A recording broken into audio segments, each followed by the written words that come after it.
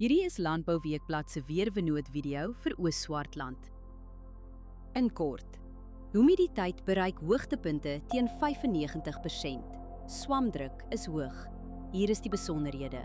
Sedert Januarie het ons 210 mm reën gehad.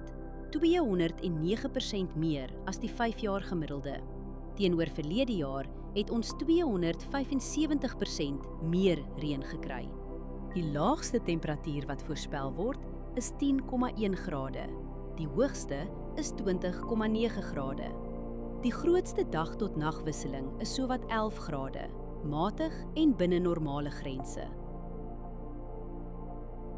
37,1 mm reën word die week verwag. Trekkertoegang en bespuiting raak moeilik totdat lande weer opdroog. Die hele week is stil. Geen noemenswaardige wind daar nie. Wind bly deurgaans onder 15 km/h. Kontroleer steeds windrigting, windvlae, temperatuur, humiditeit en delta T voor jy spuit. Vir dampen is die hele week onder 3 mm. Oorbesproeiing in die soort toestande hou risiko in vir wortelsiektes.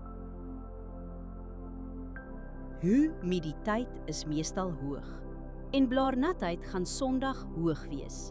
Dis is swamdruk hoog. Onder die toestande versprei swaminfeksies vinnig op vatbare blokke. As jy een saak doen, oorweeg dit om die stil weer te gebruik vir 'n voorkomende swamdoder toediening. Hierdie weerinligting is gebaseer op werklike data vanaf meetstasies. Die data word deur TerraClim skoongemaak en geverifieer. KI-interpretasies word deur grondwaarheidsdata onderlê, aangedryf deur Villa Crop Protection. Hierdie verslag is met die hulp van kunsmatige intelligensie gegenereer en is nie professionele advies nie. Gaan na weather.villacrop.co.za en kies die weerverslag vir jou streek.